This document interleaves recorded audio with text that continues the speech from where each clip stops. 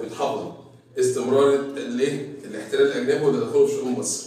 2 هزيمه الجيش المصري في حرب فلسطين سنه 48. 3 فساد النظام الملكي. 4 عدم وجود حياه ديمقراطيه سليمه. 5 سوء الاحوال الاقتصاديه. 6 سوء الاحوال الاجتماعيه. طب السؤال يجي لك كده في الامتحان، اذكر عوامل قيام الثوره. ممكن يقول لك اكتفي ب2، اكتفي ب3، اكتب ال6، حسب بقى ايه مزاج الراجل اللي بيحط لك الامتحان. حلو. طب يجي بقى في كل عنصر يجيب لك سؤال يجي لك دلل.